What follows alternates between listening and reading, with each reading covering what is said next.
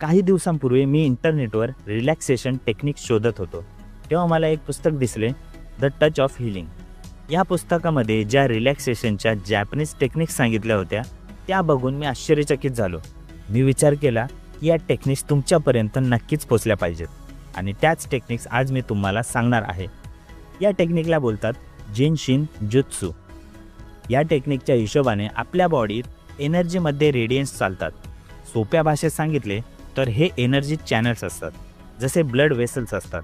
आणि जेव्हा या एनर्जी रेडियन्समध्ये ब्लॉकेज होतो तेव्हा आपल्याला कित्येक प्रकारचे प्रॉब्लेम होतात, जसे की तणाव, भीती, राग, मूड खराब, नाराजी किंवा आत्मसन्मानात कमी, नकारात्मक विचार. जिनशिन जुत्सूच्या हिशोबाने या सर्व प्रॉब्लेमचे सोल्युशन हे आपल्या हातातच आहे.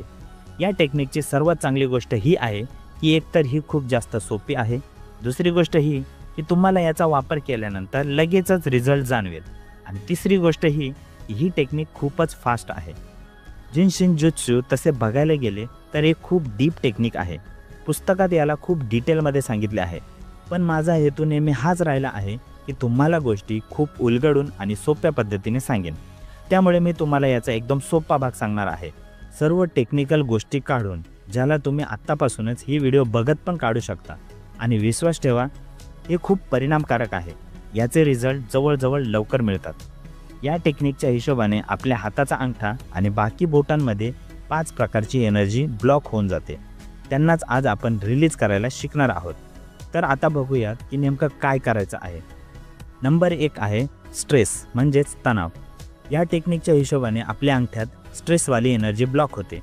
जर तुम्हाला कोणत्या गोष्टीची चिंता होत आहे, तणाव होत आहे, एन्झायटी होत आहे, दररोज तुम्ही कोणत्या ना कोणत्या गोष्टीला घेऊन स्ट्रेसमध्ये असता, मग तो तुमचा जॉब असू शकतो, पैसा असू शकतो किंवा दुसऱ्या लोकांचे बोलणे असू शकतो, तर तुम्हाला करायचं हे आहे की तुमच्या डाव्या हाताने तुमच्या उजव्या हाताच्या अंगठ्याला या अशा प्रकारे पकडायचं आहे. खूप जोरात दाबायचं नाही आहे आणि अगदी आरामात पण नाही पकडायचं आहे. आणि याला असेच 2 ते 3 मिनटं पकडून ठेवायचं आहे. तुम्हाला पल्सेटिंग सेन्शनची जाणीव होईल. तुम्हाला तुमच्या हृदयाचे ठोके जाणवतील. हे याचे चिन्ह आहे की तुमचा स्ट्रेस तिथे रिलीज होत आहे. हीच टेक्निक आहे स्ट्रेस रिलीज करण्याची जिनशिन जुत्सूच्या हिशोबाने. नंबर 2 आहे फिअर म्हणजे भीती.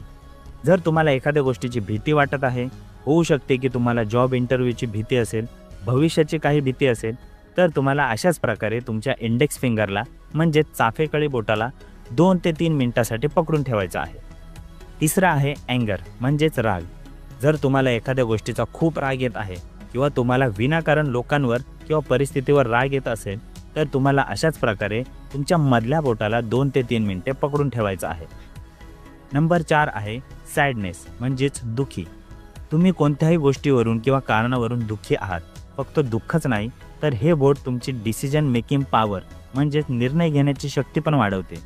तर तुम्हाला निर्णय घेण्यात अडचण येत आहे किंवा तुम्ही दुःखी आहात, तर तुम्ही तुमच्या रिंग फिंगरला म्हणजेच मरंगळी बोटाला 2 ते 3 मिनिटे पकडून ठेवा. नंबर 5 आहे नर्वसनेस किंवा सेल्फ रिस्पेक्ट म्हणजेच अस्वस्थता किंवा स्वाभिमान.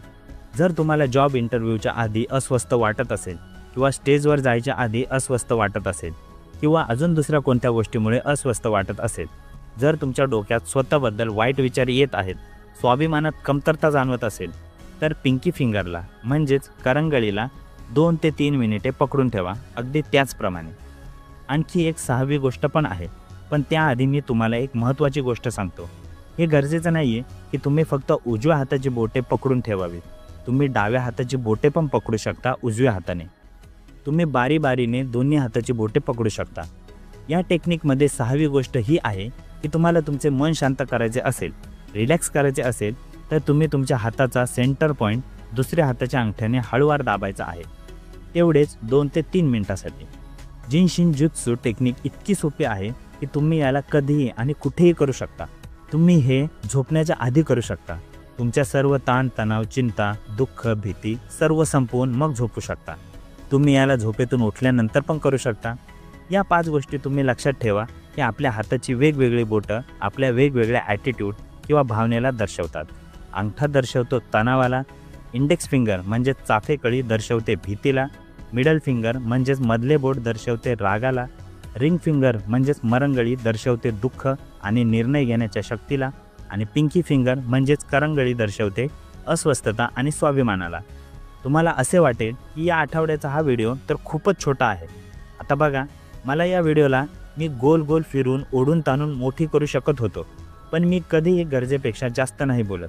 जर बोलणे कमी शब्दात पूर्ण होत आहे आणि समजत आहे तर मग का जास्त बोलायचं, हो की नाही? बरोबर ना? तर याच गोष्टीवर या व्हिडिओला लाईक करा. Thanks for watching. नमस्कार.